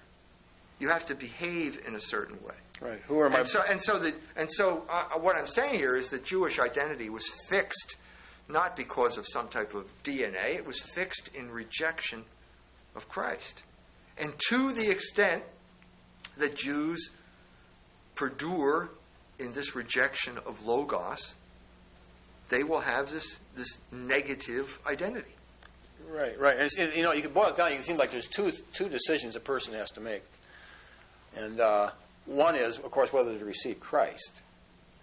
But then after you've received Christ and you've received the Christian position, then within that, there's all the Judaizers. Right. Within that, there's another decision to make. Right. Okay, which Jesus are you going to follow? In a sense, are you going to follow the Barabbas revolutionary, the Judaizing? Right. And it's as you said, the passage from Scripture where Peter picks up the sword and cuts off the ear of Malchus is an indication of the perennial temptation that Judaizing presents to Christians. Right. So the perennial temptation to pick up the sword and engage in revolutionary behavior as the thing that's going to solve all of our problems. So the main emphasis, once you've become a Christian, the main emphasis is now, here's the essence of Christianity. It's humility. It's turning the cheek. Those kind of teachings. Patient suffering. Yeah, that's the essence. I wish to know nothing but Christ and Him crucified. And once you let lose grip of that, and there's no longer a life of watching and praying, then you're probably going to be swept up in some revolutionary movement. Yeah. I mean, no one says that every revolutionary is a Jew. It's not true. Or that every Jew is a revolutionary. But that doesn't change the fact that these revolutionary movements have been led by Jews. Bolshevism is one of them. Neoconservatism is another one. I mean, what we're talking about is this historical repetition, this kind of fatal attraction that always ends badly. But revolutions simply don't work. Isn't that the main? I mean, we think revolutions work because of the American Revolution, 4th of July. It was a great success. Isn't that what we always want to think? Right. The word is used in a very promiscuous fashion, and it's confused a lot of people. But revolution in the sense that began in Europe in, let's say, 1410 with the Hussites and proceeded all the way up till 1917 with the Bolsheviks has led to nothing but sorrow and death. If you have some other view of it, I'd be happy to entertain it, but that's my opinion. I don't see any great progress resulting from these revolutions. But like my nephew, I was just visiting in Missoula, Montana, on the way to Portland. Now he's he's only 20. He's in graduate classes. He's double major in Spanish and Latin American history. And for a break, he went, or part of his class, he went down to Mexico to study, and he joins up with the Zapatistas. I mean, that's his identity. And, yeah. And of course, he doesn't believe that there should be any authority. I mean, he's a complete anarchist. Yeah. But the teachers, I mean, they're just, they love him. So what's going on here? Why do these teachers just love him to take this path? He's an atheist, an anarchist. Oh, isn't that what education teaches you to do? To reject order and embrace some type of revolutionary ferment? Isn't that what education has become? The more he takes that revolutionary position, the higher his grades get. I mean, it's just, and they give him authors. I mean, and the teachers themselves, like the teacher he has. I said, well, where's this teacher from that you like so much? A woman teacher. I said, is she married or something? Well, he said, well, she was married. Well, who's she married to, or what? Well, she was down in Chile, and she met this real wild revolutionary, and they got married. During the Allende days. Yeah. And then of course they got divorced, of course, and now she's back up, and propagating her wild stuff. But this is what you're going to find. Yep, I agree. And you used to teach, and so you have a. Yeah, but what happens when the institutions of order are taken over by revolutionaries? Then revolution gets taught as the norm, in one form or another. And that's what I'm trying. What I'm trying to do is propose some type of paradigm where we can make sense out of this. This is a long period, and it's confusing. I mean, think of the confusion that we all felt with the abuse of the word conservative. How long has it taken us just to sort that one out? The use of that word. Yeah, with Edmund Burke, it was not that confusing, right? Well, I mean, it took on a meaning that was the antithesis of what it meant, and then suddenly there was a battle in the early 90s when Pat Buchanan was demonized. Remember, he was demonized as an anti-Semite. For what? For saying that America should not become involved in these imperial enterprises. Well, he was defeated, and now look what happens. Now we are involved in these imperial enterprises, and it looks like disaster looming on the horizon. Well, this is what happens when this is what happens when you prohibit this type of rational discussion. Which is what the universities are basically, that's what they're there for, and yet it's not happening.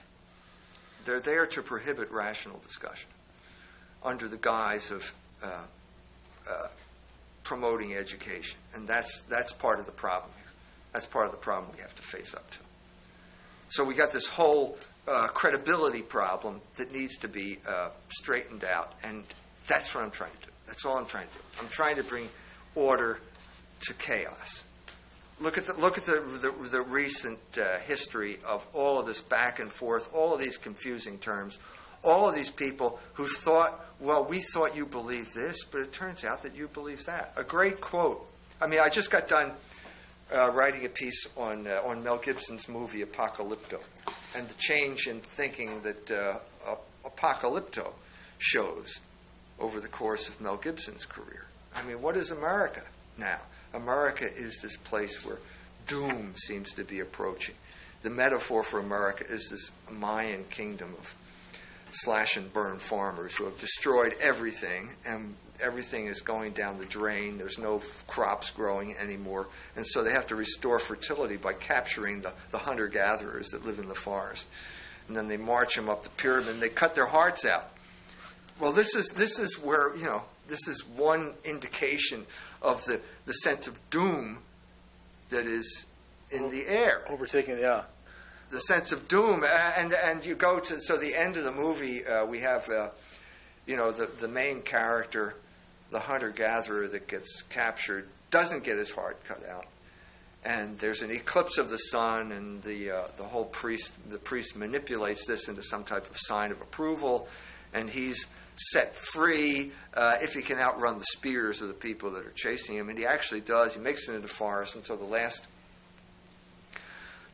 hour of the film is basically Jaguar's paw escaping and killing his pursuers, until finally he's exhausted, and he comes and he staggers onto the beach and can't go any further. There are two guys behind him. They're ready to bash his brains in, and they look up, and there are these Spanish galleons sitting at anchor, and there are two boats being rowed in, and one has a conquistador and the other has a monk, Franciscan monk in it. So what's he saying here? This is in theater. This is called the Deus ex machina. In other words, he gets saved by the Deus, the God of the machine, and the God of the machine is Christ. And so I think that what he's saying here is that this culture, at a certain point, cultures become so corrupted that they can't be reformed.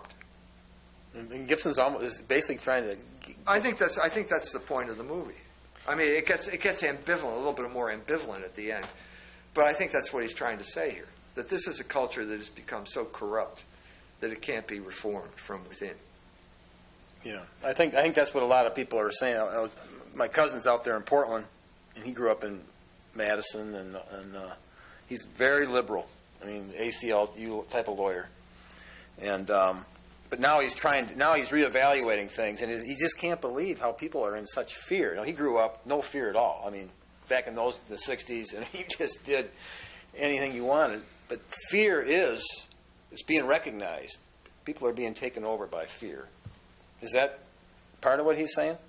Yeah. Well, we have the manipulation of fear. I mean, isn't that what these orange alerts are called? Yeah, I mean, a red alert. Is it a red alert or an orange alert? And now what we're hearing, I mean, the message I heard this morning on the radio is that Iran is manipulating the situation in Iraq, and there may be another 9/11 going to happen. Oh. The jet fuel. Well, I mean, this is what we're. Wait a minute. Who's trying to scare whom here?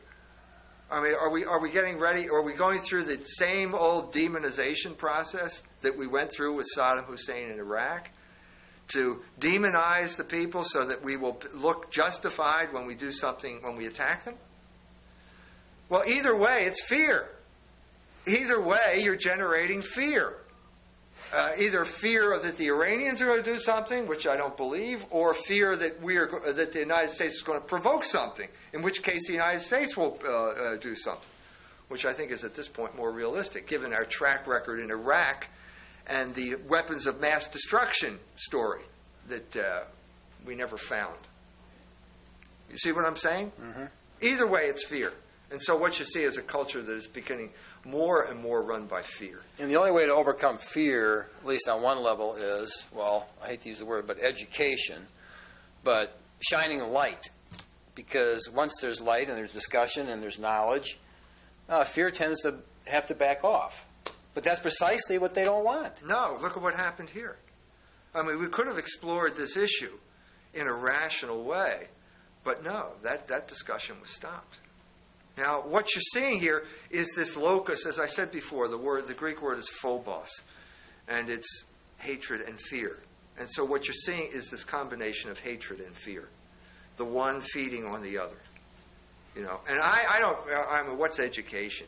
I think that love drives out fear, and that's what we have to pursue. And love of what? Well, love of logos, faith in logos. Faith in logos that we, in every sense of the term. Well, 1 Timothy says that the goal of our instruction or the goal of our education is love from a pure heart, a sincere faith. So obviously love, education, if it's good education, aims toward fulfillment. Well, no, it aims toward truth.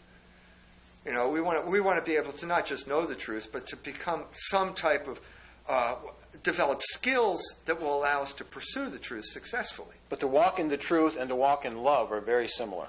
Yes, right. You're not walking in love. I mean, we're talking about transcendentals here, and so when you reach the transcendental point, it is the good and the true. are the same thing.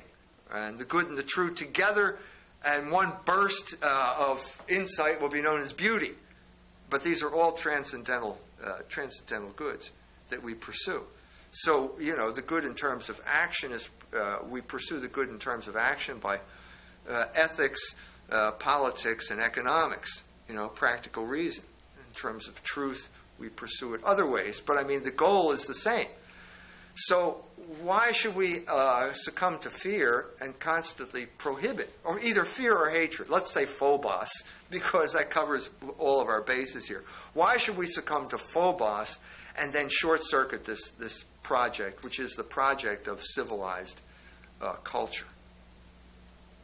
Why should we do this? Well, we do this because, first of all, the people who are perpetrating it are consumed with fear and hatred. And then there are the people who should be defending logos, who are cowards. And you put those two things together and you have a period of inexorable cultural decline. And I think that's what we're all experiencing. We've been experiencing this for a long time. Where the people who should be defending the good and the true are too cowardly. And this emboldens the people whose main focus in life is fear and hatred. Fear and hatred.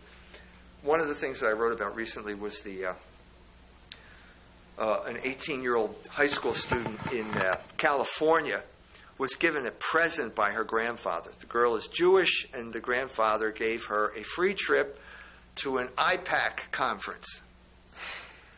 This reminds me of the jokes about... Now tell them what IPAC is.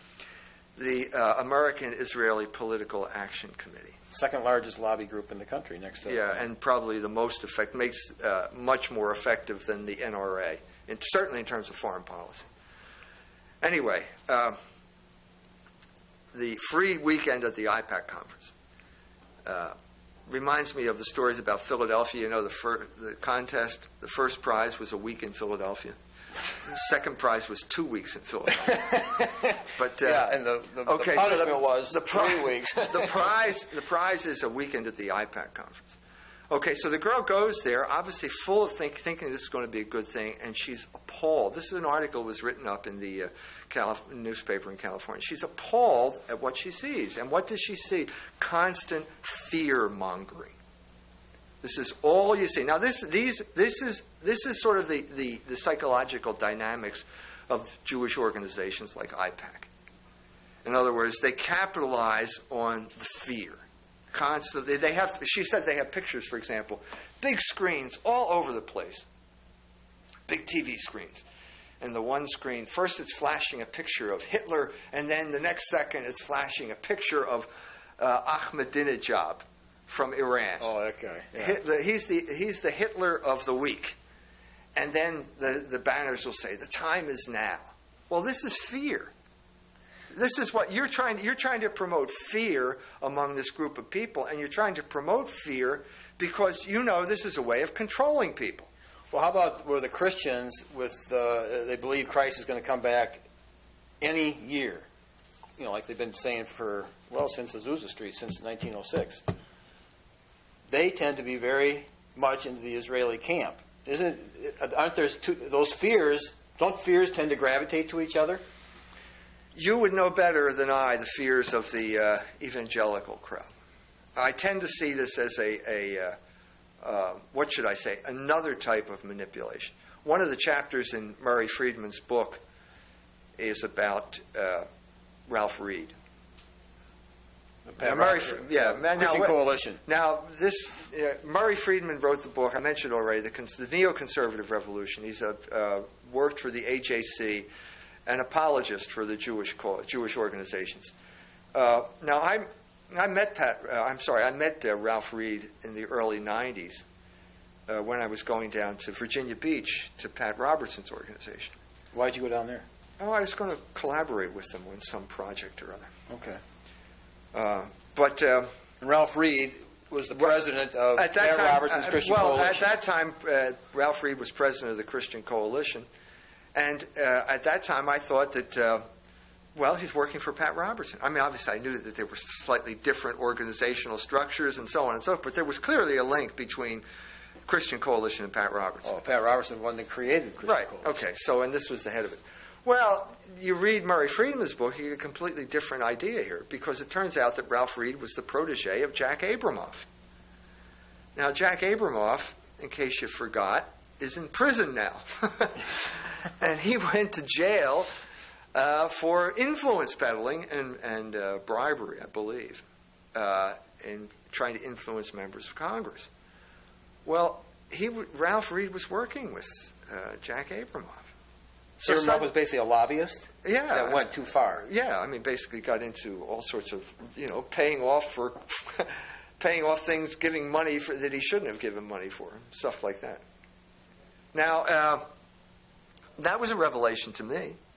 And I think it explains suddenly why, for example, why Pat Buchanan's campaign went down the drain in 1996. Because he didn't back Because Israel, I or was, what? well, I mean, obviously Pat Buchanan was the Ahmadinejad of his day.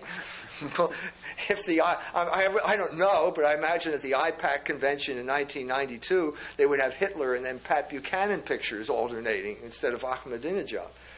But certainly he was not liked by the Amen Corner, as he called it, Israel's Amen Corner over here.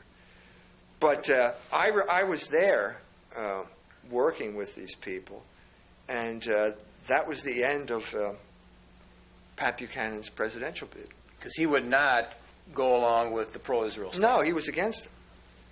And this was in 1996. It was the South Carolina primary.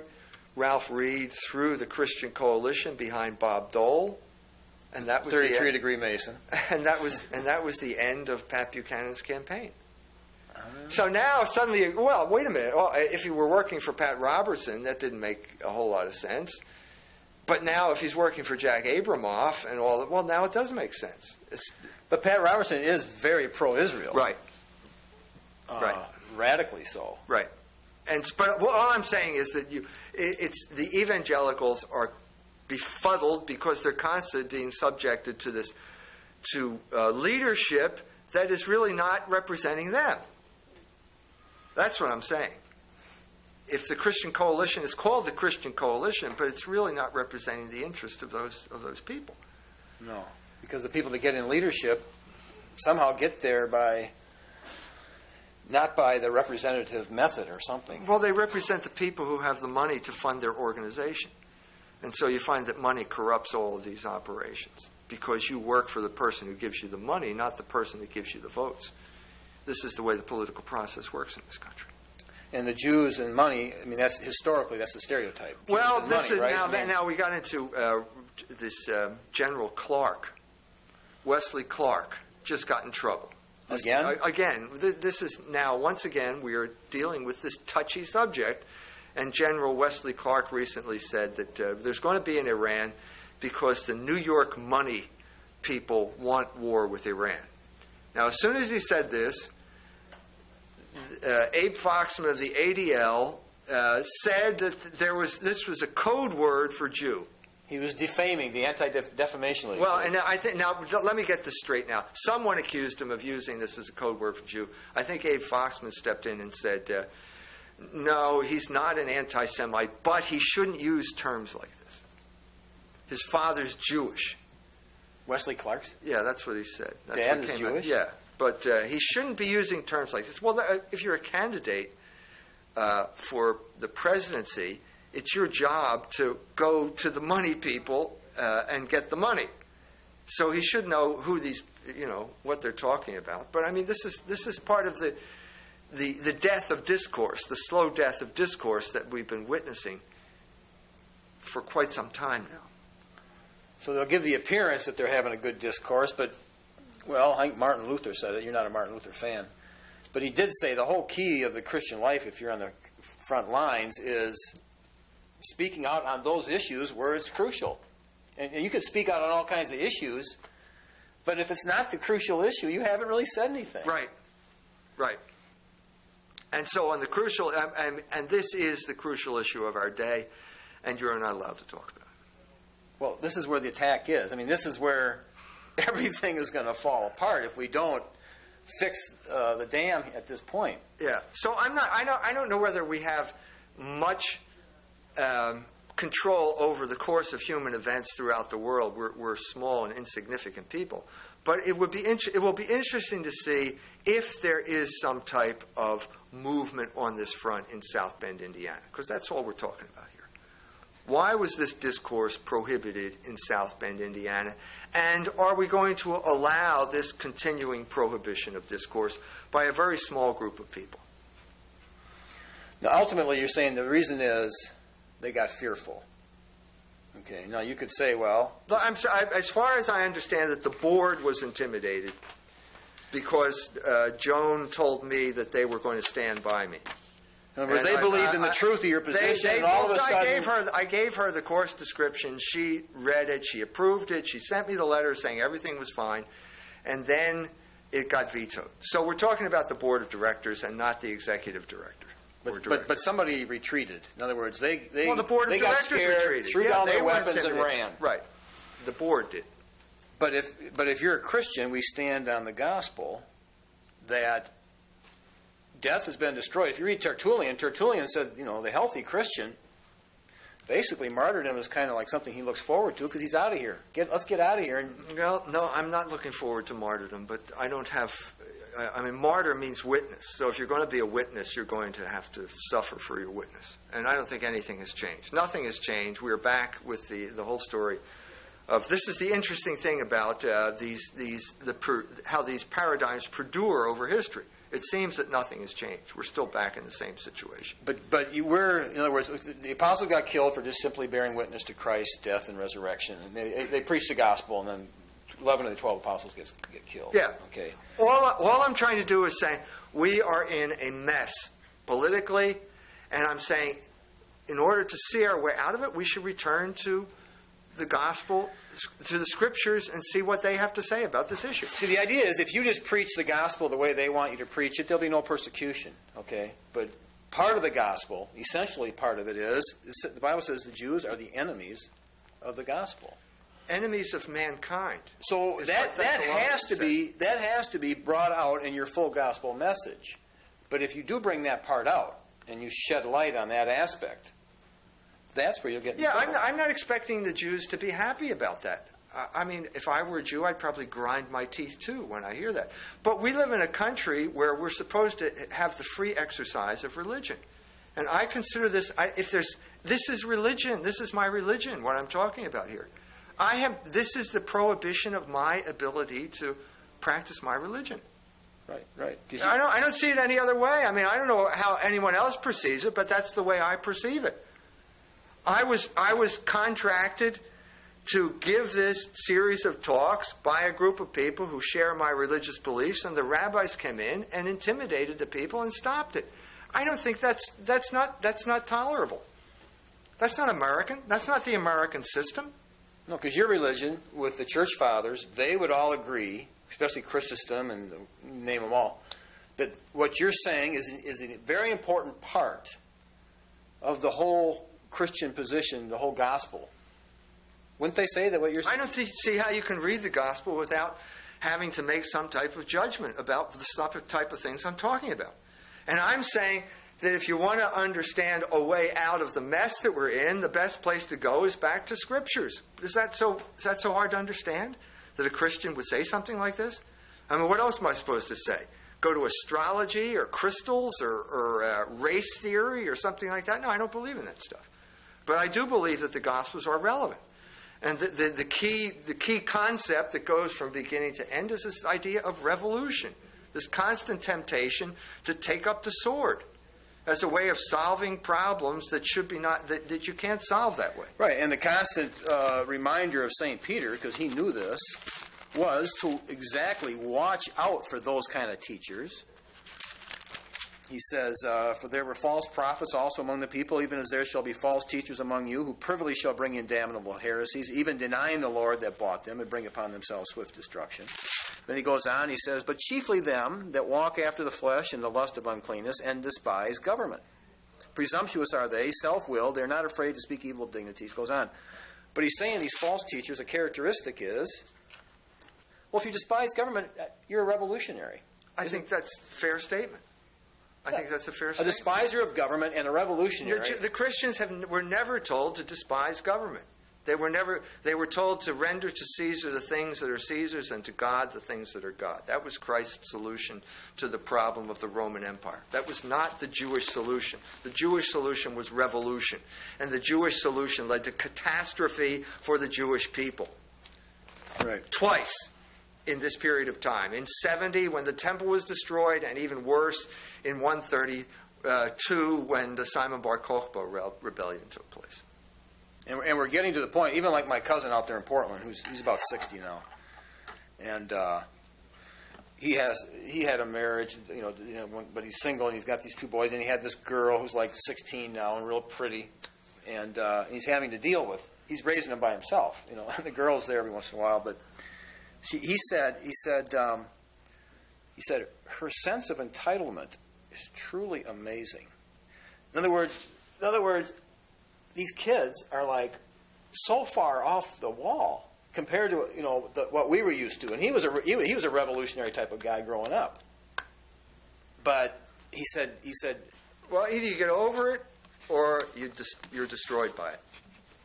They're the two alternatives when it comes to revolution. And it's infecting this country. It says in Isaiah chapter 3, a lot of people use this verse today. Sugenis, I think, uses it. As for my people, children are their oppressors, and women rule over them. O my people, they which lead thee cause thee to err and destroy the way of thy paths. Well, this is the revolutionary path. Well, look, just in terms of the current situation, look at the Baker-Hamilton report on Iraq. Well, what were they arguing? They were urging negotiation. Well, we have a completely willful administration now that is, it seems to me, is totally Nietzschean in its orientation toward world politics. In other words, the only way that I think that our president thinks he can fail is if his will does not, if he gives up, if his will is somehow divided. If he gives up and stops willing it, then that was the only possibility for defeat. Well, this is crazy. And you've got people who are former establishment figures like James Baker, who worked for the president's father, right, who is like the last attempt of the WASP, what's left of the WASP ruling class, to bring back rationality and debate into our foreign policy, and they're brushed aside. Baker's an anti-Semite. He's an anti-Semite. And they're brushed aside, and what we need is more will and more power. So we got like almost a John Brown situation where you had the Websters, the Calhouns, and the Clays up till 1850, and they were holding the thing together. And but when they died, it was just insanity after that. Nothing was holding the thing together. You have this civil war. Yeah. If once the men that can actually bring sanity to the table, even though it may not even be the right policies exactly. Well, this is my hope. This is my hope, that sanity will prevail, that logos will prevail, that reasonable discussion will prevail, now that we have exposed the machinations of the rabbis. The rabbis thrive when they can work behind the scenes and engage in intimidation and character assassination, and I don't think that's the way to proceed, and I'm hoping that they will not have the final word here in South Bend either. Well, it's kind of like, if we're going to end up with a scripture in Matthew, the last chapter, it says, and when they were assembled with the elders and had taken counsel, they gave large money unto the soldiers, saying, Say ye, his disciples came by night and stole him away while we slept. And if this come to the governor's ears, we will persuade him and secure you. So they took the money and did as they were taught, and this saying is commonly reported among the Jews until this day. They were working behind the scenes. Right, to suborn people and get them into lying and denying the truth. And that's not the way to proceed. And that will only lead to something bad. That type of stuff only leads to something bad over the long run. And over the long run, I think that these people made a mistake, because I think over the long run, the truth is going to prevail, because it prevails in the long run. Well, Jesus said that which is done in secret or behind the, will be shouted from the housetops. So that's sort of what we're doing right here today. Because it was done in secret, and now we're proclaiming it from the housetops, and we're saying this is not the way to run discourse. This is not a viable option for public discourse. Right. And so for all of us to walk in the light, all of us are tempted to take the revolutionary route and do things not in the light. And the encouragement is we need to come to Jesus by the grace of God and confess our sins and own up to who we are, and let the light of his countenance, the blood that he shed on the cross, wash away our sins, and let the words of Christ cleanse us and wash us, and we can walk in truth and walk in love. And that's the only way to live. And hopefully this issue that Mike has can be brought to the light even more, and we will hope to continue to do that on this show. Amen. My deliverer is coming. My deliverer is standing by. He will never break his promise, though the stars should break faith with the sky. My deliverer is coming. My deliverer is standing by. My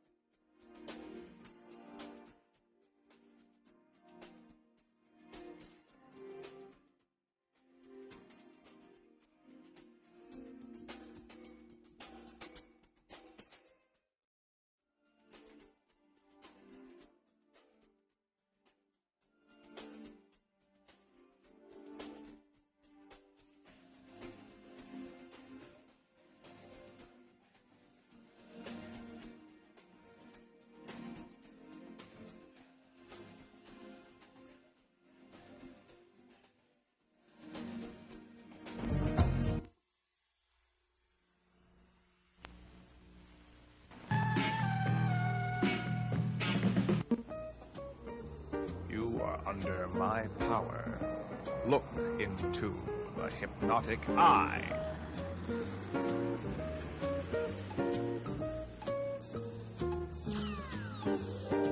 Time now to enter Mr. Lobo's domain. Look out! Open your mind to the possibility that they're not bad movies, just misunderstood.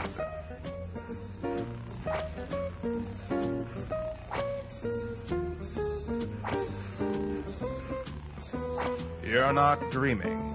You're watching cinema insomnia. Tonight's feature is brought to you in Puppetrific Super Marionation. The management is not responsible for injuries caused by thrown voices, and there may be other strings attached as well. I'm Mr. Lobo. Edgar Bergen and Charlie McCarthy. Willie Tyler and Lester. Waylon Flowers and Madam. Kukla, Fran, and Ollie. Nothing reflects our own inner torment and psychological damage more than the blank, dead eyes of puppets and their puppeteers. And tonight we have a really creepy one. Anthony Hopkins, best known for his role as Hannibal the Cannibal Lecter, stars as a ventriloquist who gets caught up in a surreal muppetejoir with Anne Margaret and a dummy that looks disturbingly like Clark Gable, possibly his last role. Cinema Insomnia is proud to present the 1978 chiller, in color no less, entitled Magic. Excuse me. Although Cinema Insomnia is